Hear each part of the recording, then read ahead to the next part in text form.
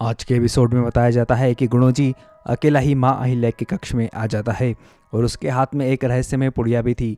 क्या था इस पुड़िया में? कहीं जहर तो नहीं था? गुणोजी उस पुड़िया को खोलने ही वाला होता है कि तभी उसके पीछे से एक कंधे पे हाथ आता है और यह हाथ और किसी का नहीं बल्कि मालेराव का था।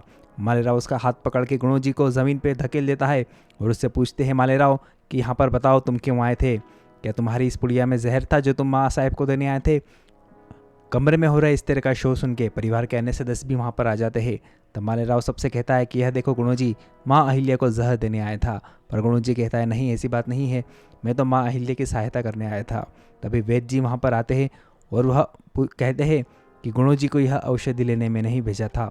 वैद्य जी उस पुड़िया को खोल के उस औषधि की पुष्टि भी करते हैं। तब कहीं जाके सब लोगों को संतुष्टि होती है कि हाँ, गुणोजी इस बार माँ साहेब को नुकसान पहुँचाने नहीं आया था, बल्कि वह तो वैद्य जी की मंगाई दवाई देने ही आया था।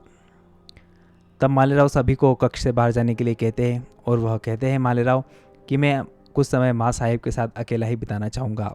और यहाँ पे मालवा के जंगलों में दूसरा खतरा मंडराने लगा था। यहाँ पर मालवा के गांव के पास अंग्रेज़ अपनी छावनी लगाकर बैठ गए थे। यहाँ पर अंग्रेज़ों के कैंप का जो कप्तान था वह बड़ा ही दुष्ट लग रहा था। वह आसमान में उड़ रहे एक शांतिदूत कबूतर को गोली मारकर गिरा देता है। तब मालवा के लोग उससे कहते हैं कि मालवा में कबूतर को शांति का दूत माना जाता है और माँ अहिल्या के राज में कबूतर को मारना बहुत ही बड़ा अपराध है। तब वह अंग्रेज़ कहता है कि हम शांति दूतों को तो ऐसे ही मारेंगे और शांतिप्रिय लोगों पर शासन करना भी मुझे काफ़ी ज़्यादा पसंद है। तभी वह अपने रसोइये से कहता है कि जाओ, इसे पकाकर हमें शाम की दावत में खिलाना, हमारे मेहमान आएंगे, वह इसे खाकर बहुत खुश होंगे। तब वह रसोइया भी कहता है कि माँ अहिल्या के राज में एक शांति के दूत कबूतर को इस तरह से पकाकर खाना बहुत गलत बात होगी, पर उसे ज़बरदस्ती इस तरह की डिश बनाने के लिए कहा जाता है। वह अंग्रेज़ अपने चांदी के प्याले में चाय पीते हुए अपने सेवक से, जो कि भारत का ही था, उसे जानकारी ले रहा था कि बताओ होलकरवाड़े में कौन कौन लोग हैं, मैं उनसे मिलना चाहता हूँ। तब वो बताता है कि सबसे ऊपर तो सूबेदार मल्हार सरकार है, फिर उनके बेटे जो थे खंडेराव, वह युद्ध में मर गए। वो पूछता है खंडेराव के बारे में मुझे क्यों बता रहे हो? क्योंकि वह कहता है कि खंडेराव की पत्नी अहिल्याबाई ही अभी होलकर शासन का राज्यभार चलाती है मल्हार सरकार की अनुपस्थिति में। तब वह अंग्रेज कप्तान कहता है अच्छा, यह तो बहुत महत्वपूर्ण व्यक्ति हुई। फिर वो बताता है कि इसके बाद नंबर आता है मालेराव का, जो कि राज्य का राजकुमार है और होने वाला राजा है। मालेराव का नाम सुनते ही वह अंग्रेज कप्तान सजग हो जाता है। लगता है वह मालेराव को ही अपनी अगली साजिश का निशाना बनाने वाला था। और यहाँ पे वाड़े में हम देखते हैं कि माँ अहिल्या अपने कक्ष में अभी भी बेसुध लेटी हुई थी। मालेराव सूर्योदय से पहले ही स्नान ध्यान करके भगवान की फूल माँ अहिल्या के मस्तक पर रखते हैं और उनके स्वास्थ्य की कामना करते हैं। और वह कहते हैं कि देखो आई साहब, मैं कितना बदल चुका हूँ, आज मैं सूर्योदय से पहले ही उठ गया हूँ। आप हमेशा से यही चाहती थी ना, अब मैं इसी तरह से रोज़ करूँगा, बस एक बार आप आके खोल के मुझे देख लीजिए। तभी वैद्य जी मालेराव के पास आते हैं और वह कहते हैं कि मुझे माँ अहिल्या का निरीक्षण करना है। और जब वह माँ अहिल्या की नब्ज़ टटोलते हैं तब उन्हें काफ़ी निराशा हाथ लगती है। वह कहते हैं कि माँ अहिल्या की नब्ज़ धीरे धीरे ठंडी पड़ती जा रही है और यह कोई अच्छी बात नहीं है। तभी वह अपने सहायकों से कहते हैं कि जल्दी से वह दूसरी औषधि दो, और वह औषधि माँ अहिल्या को पिलाने की कोशिश करते हैं। क्या गुणोजी की औषधि सही थी? किस कारण आखिर माँ अहिल्या का स्वास्थ्य और ख़राब होता जा रहा था?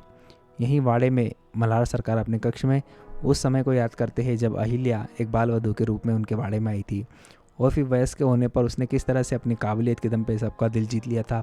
इस तरह के दृश्य मल्हार सरकार की आंखों के सामने घूमने लगते हैं। मल्हार सरकार काफ़ी परेशान दिखाई दे रहे थे। उनके कक्ष में तुकोजी बाबूजी और यशवंत भी मौजूद थे। गौतम बाई साहब भी काफ़ी परेशान हो रही थी।